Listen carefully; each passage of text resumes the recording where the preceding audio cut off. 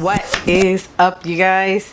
Welcome back for another video. Before we get into this, make sure you hit the like button, make sure you subscribe, and all that fun. We're just gonna get into it. Let's beat this face up.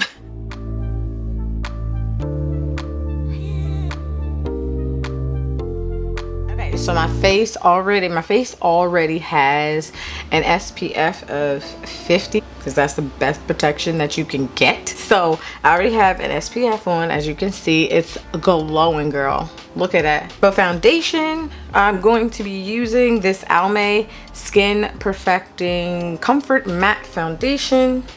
So let's start from like the beginning. So if you don't know the whole concept, just the whole doctrine that the Jehovah's Witnesses preach when you're a small child being born in, is that this life that you're living, this is just like a temporary life, and you're going to eventually go to a paradise life where you will get a new body and live on a new earth. And this is why I like to refer to Jehovah's Witnesses as visitors, because basically the doctrine that you're indoctrinated with when you're a child kind of just sits in your mind as you're basically just here visiting. That's a long visiting, because that's like 60 years, 70 years with the average lifespan. Even from a small child, it's kind of like, and it just didn't make any sense. Let's see how this, yeah, it's kind of a perfect match, right? So this is just how you receive what's being told to you when you're kind of like a little kid. And then, you know, sometimes you have these little doubts and you're like, this don't even make no sense. But you know what? You're born into it, so you're like, okay, I think this is right. Okay, so foundation is on. We just blending it in. Girl, look at this skin. I feel like this foundation is like my perfect match. I don't know what the camera is giving me right now, but I could color correct it and everything. So foundation is on. Basically, the way I see it is just even being a part of the Jehovah's Witness organization, it robs of their will to live. And I say that to say this. The reason that happens is because the deep level of the brainwash that is indoctrinated in a Jehovah's Witness is deep. They really kind of don't want to live. I forgot to tell you, I'm using my favorite concealer. This is the Born This Way Multi-Sculpting concealer. Anyway, back to what I was saying. It robs Jehovah's Witnesses of their will to want to live. And the reason I'm bringing this up is because we all know that our parents are getting older. While they're still alive and still serving Jehovah, you know, your health is still gonna fail. You have to consider that. Like, you have to consider, like, I'm gonna get old. You know, and that's just what's happening to my family right now, my parents. They're getting on in their age. And they all just want to die. They all want to die. Like, they don't want to be here anymore. And this is what kind of scares you, because you think of the other cults that exist and you know yours is definitely very similar. Like, the Jehovah's Witness cult is very similar to Jonestown, and they are very similar to Heaven's Gate, which, by the way, I was watching the Heaven's Gate documentary, and I highly recommend everybody watch the Heaven's Gate documentary. It is on HBO Max, and it's called Heaven's Gate, the Cult of Cults. And I guess they call it that because they are the ultimate cult. They're like the creme de la creme of cults. Okay, they are a whole nother level. They believed in UFOs, and they believe that you're gonna get beamed up into space, and they believe that your body is just like a shell, and that that you're inhabited a shell of a body. It is that shit crazy. If you're interested in anything cult-like and crazy, watch this documentary. It's on HBO. I think it was released in 2020, but man, really deep. I mean, they're interviewing all of the people, and it is just batshit crazy. I am so glad my parents weren't a part of that cult, because man, oh man, they're a whole nother level cray cray. So I'm on episode 3 because it's just a lot to take in. Okay, so now it's time to set this beautifully concealed face that I got going on here. I'm going to set my under eye area only. I don't know if I'm gonna set the rest of my face, because man, this powder makes your face super duper luminous. It's gorgeous. It is probably the most beautifulest The most beautifulest thing in this world is just like that. I get in you. Whatever happened to Keith Murray? Ooh, if you're an old school 90s baby, stand up. As an ex-Jehovah's Witness, you still have to deal with problems like your family's health concerns. Like my father is not in the best of health and he needs some medical attention. So at this current state, it doesn't seem like he wants to live. And that is very disturbing. He doesn't want to comply with the surgeries that he would need, and his condition is not serious at the moment, but it can get serious. He doesn't have the will to live. If you're told that there's a plane ticket or there's a ticket for you, I mean, this life right here that you live in, it kind of doesn't count. You're telling me I'm gonna get a new body, new face, new hair, new skin complexion. And this is how far and deep the indoctrination goes, to the point where they get their members to just not want to live anymore. And this is what makes the organization very dangerous. If you don't want to live anymore, you're not going to eat right. You're not going to get the right surgeries that you should get, because you're saying in your mind, well, I'm going to die and I'm going to get a new body anyway. So just give it to me right now. I don't need this life with my children. This life that I made 9 beautiful children, and I don't want to live for them anymore, because I believe that I'm going to die and go into a paradise and they're going to be there. I'm going to have a new body and everything's going to be good. We're going to sing Kumbaya. Yeah. So that's what they believe. And when you got somebody believing something like that, how are they supposed to have a will to live is my question.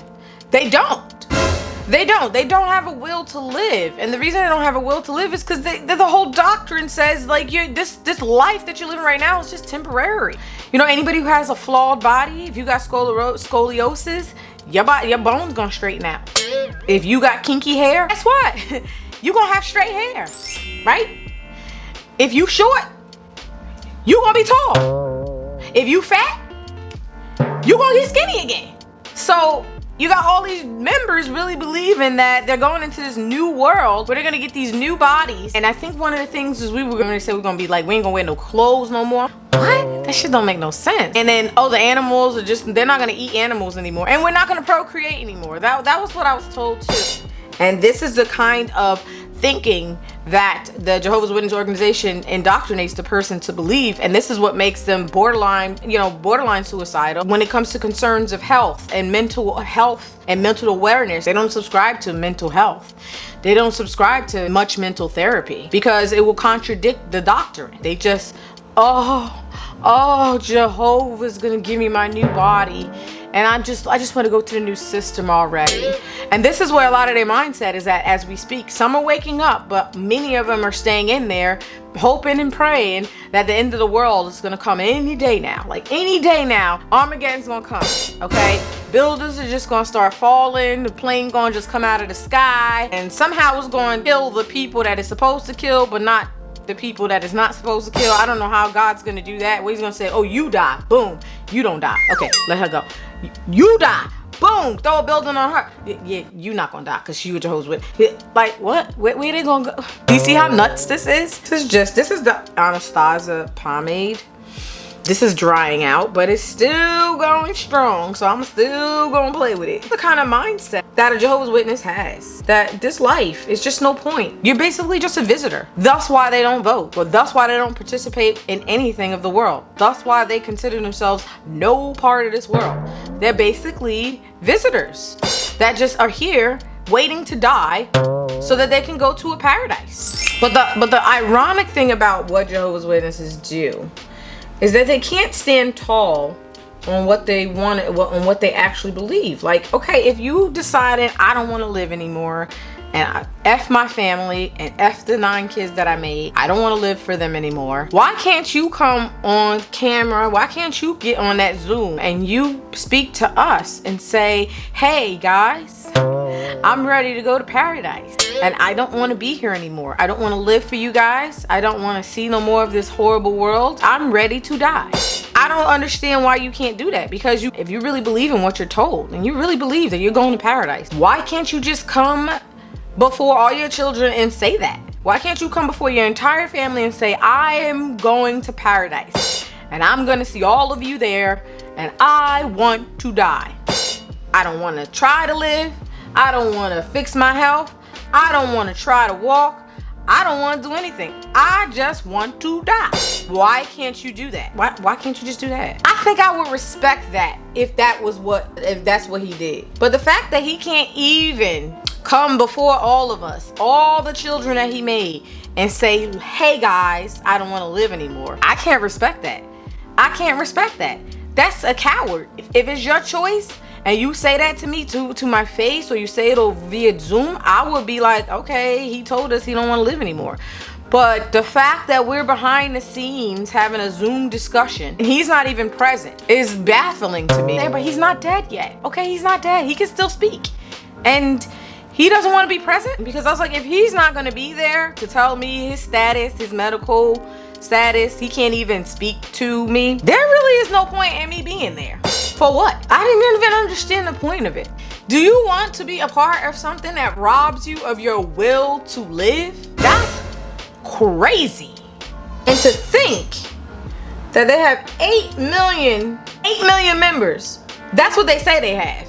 But you don't know if they have 8 million members, because they will never release the true numbers. I don't think they're at no 8 million books. Who actually went in and actually counted all their members? How do you know how many of their members have actually left? You don't even know that. They won't release that information. How many of their witness and members are inactive? Are you still head counted as their population? That lets me know that the population of Jehovah's Witnesses is a lot smaller than what they actually have on paper. That number, 8.7 million, that can't be true, because you got millions of them waking up now. Millions, because of this whole pandemic. This pandemic is waking up millions of witnesses, let me tell you. And honestly speaking, I don't even think the governing body even believes in their preaching right now. They don't even believe in it anymore.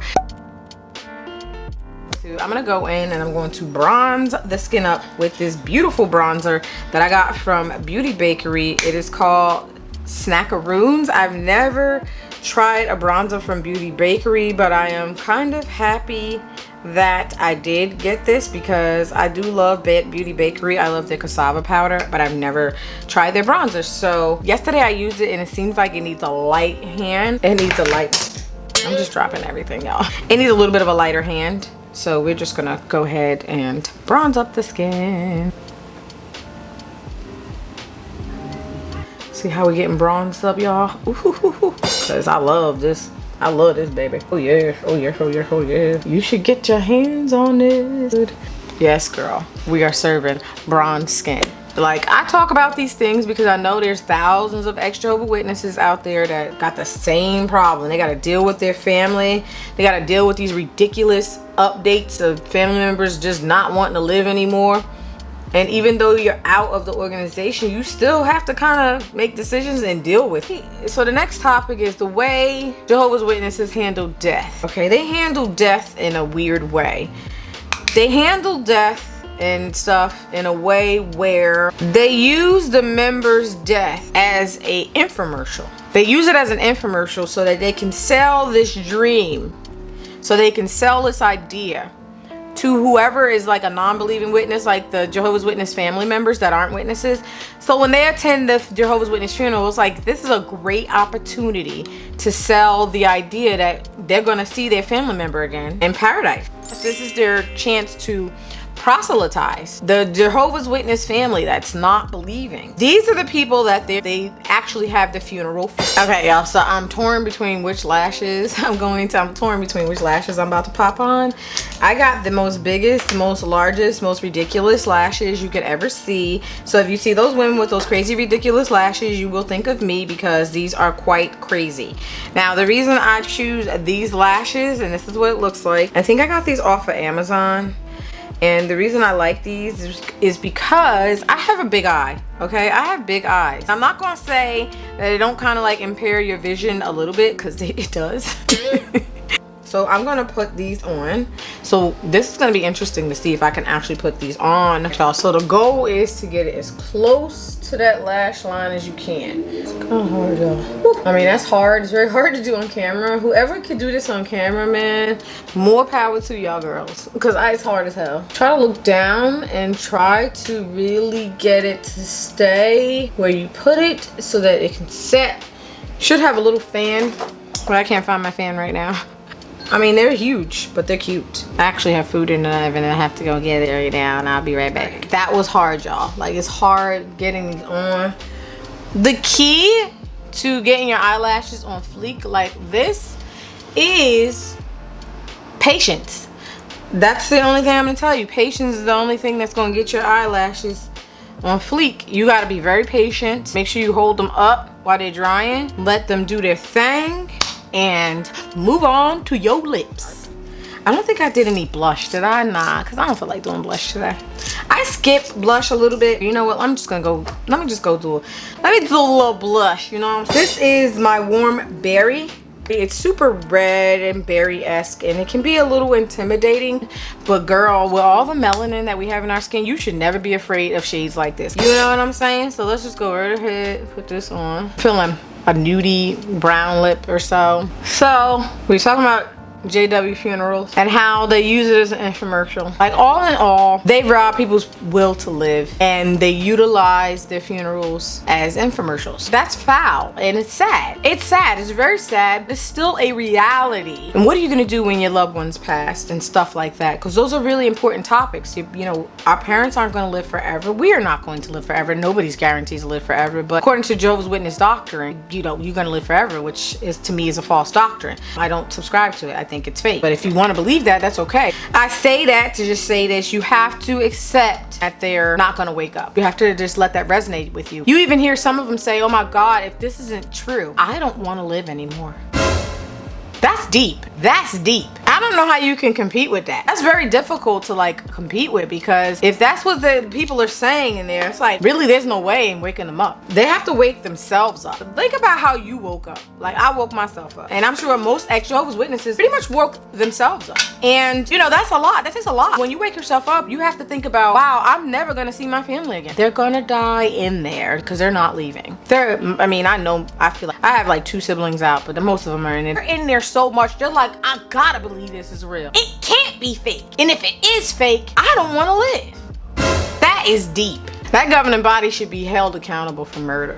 Because these people they don't want to live anymore. They want to die. They want to die. That's crazy. And this is why we do what we do. This is Minted. This is a beautiful, beautiful nude. It's called Sin Nudes, and this is by Minted. I love this shade. It's so nudie and so brown girl friendly. I love Minted. I love Black Beauty brand. Okay, guys.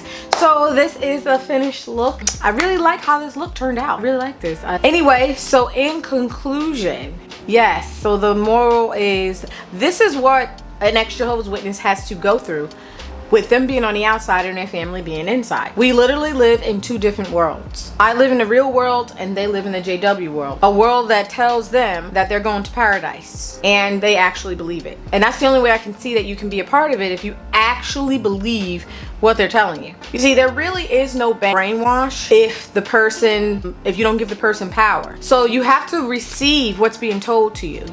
Somebody has to tell you, hey, if that train over there is going to cross those tracks at 5 o'clock, I have to then believe that person that that's really going to happen, for them to have brainwashed me, when there's probably no train coming on that track, or nothing's going to happen. I have to believe that though. And you have to understand that your family members, they believe what's being told to them. They believe that paradise is coming. They believe that they're gonna come back if they die. They really believe that they're going to die and come back. If you're gonna die and come back, what is the point in living now? You're gonna come back with new hair. Like I said, if you short, you're gonna be tall. If you fat, you're gonna come back skinny. If you ugly, you're gonna come back pretty. This is what's going into this is the mind of a Jehovah's Witness. They really think like, oh, I'm gonna get my new body. I've even heard my mom say like, yeah, I'm gonna get my new body. What new body? What are you talking about? If you hit them with that, they're gonna say, well, it has to be, because if this isn't real, I don't want to live anymore. Like, that's the level of indoctrination and the level of brainwash, and that is what makes the Jehovah's Witness organization dangerous. They refuse blood transfusions if they need it. They won't take it. If my dad needed a blood transfusion, he's not going to take it. He's going to die because he believes that he's coming back. It's a choice. You can choose to believe something and you can choose not to. And I just don't see the point in shunning and excommunicating yourself with someone because they simply don't believe what you believe. That's not a reason to excommunicate. But I do understand that excommunication from the Jehovah's Witness organization is strictly so that you can't wake up the people that are in there. That is the entire reason.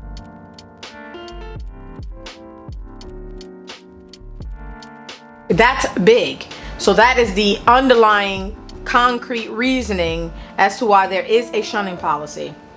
And that is to keep that divide going. That is to keep them in there and you out here. That is to separate families, point blank, period. I am experiencing this now, and this is what it is. And this is why I share. And I hope anybody who's watching this, I don't care if you're a Jehovah's Witness, I don't care if you're an ex-Jehovah's Witness, it doesn't matter who you are, as long as you're listening to what I'm saying, that this is real. This is real. This is what really happens, and this is how life goes for an ex-Jehovah's Witness. You have to literally deal with, you know, ailing parents that don't want to talk to you, and then they try to mind screw you and say that no, we don't talk because you decided you don't want to believe anymore. And it's like, yeah, so that still falls on you because you don't want to talk to me. No, you made a decision that you don't want to believe the faith, so so you excommunicated yourself. See, they flipped that. That's the mental gymnastics that they're saying, that, oh, when you decide that you don't believe in what we believe in, that's you saying that you don't want to talk to me. And that's what they do. That's what they train them to do. This is what they condition them to do. I can blame my parents because this is what they are allowing someone else to do to them. They're allowing someone to dictate to them what they can and they cannot do, to have submitted themselves to the governing body. I don't subscribe to that world.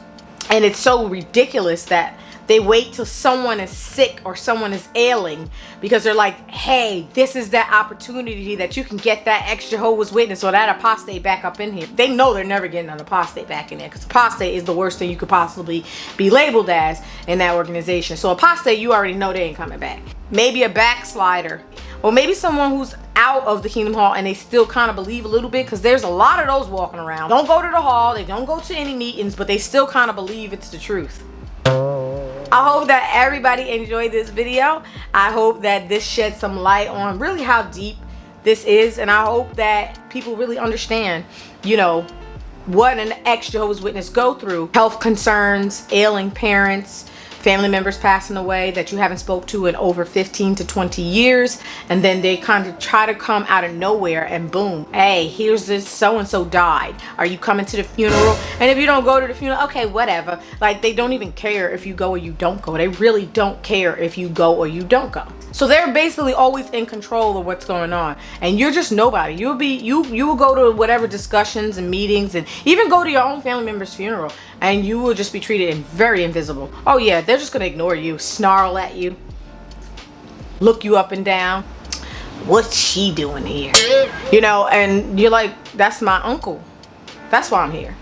And they look at you like you ain't got no business being here. I went through it, and I was like, I am never, ever going to a Jehovah's Witness funeral ever again. If anything happens to my family members that I love so dearly, if anything was to happen, my suggestion and my recommendation for anyone who's struggling with this answer, and you can do whatever you want, but I can tell you this is what I would do. I would have something on my own, because you are not a part of the Jehovah's Witness ceremonies or the Jehovah's Witness funeral. You're not even included. They don't even talk about your family member. They don't even talk about how good the person was. They don't even know anything about the person except the fact that they were a Jehovah's Witness. They don't really form intimate relationships. They just have conditional relationships based upon, did you go out and field service? Did you go to the Kingdom Hall? Did you go to that building project? Did you go to Bethel? Did you go to the assembly? If you didn't do any of those things, they don't even want to talk to you, because they're so driven on being basically a slave, a watchtower slave. And I feel really sad for them. They are slaves and they just don't know it, and they're subconscious of it. And these are full-blown adults that you know, no one can tell them like, hey, you shouldn't be in there. That's weird. Like you're being a slave, and they'll get very defensive, and they will, you know, shun you and like, don't talk to me, because if you don't go along with what they're saying, it's very one-sided. If you don't go along with what they say, they're like, huh, goodbye, bye, bye, and bye. They don't talk to you whatsoever because it's very one-sided. You have to listen to what a Jehovah's Witness have to say, but they don't have to listen to what you have to say. They don't have to listen to anything you say. They literally come to you with, this is the way it is and this is how it's going to go. Are you coming? Yes or no? It doesn't work that way. I'm sorry. I don't subscribe to the governing body. I don't subscribe to the Watchtower. But that's just me. Anyway, tell me what you think about this. This is our life. This is the life of an ex-Jehovah's Witness. And that's who I am. And that's why I put it on my channel, because I am just as much of an ex-Jehovah's Witness and an apostate, like they want to call you, as I was when I was a devout Jehovah's Witness preaching door to door and annoying people on Saturday morning. I hope you all enjoyed this video. I hope that you gotten some insight. I hope that you all watched that Heaven's Gate cult of cults on HBO Max. It is on there now. It is super interesting and oh my god, mind-boggling. Make sure you like this video, make sure you comment, make sure you subscribe, and I love you all, and I will see you guys in another video. Bye.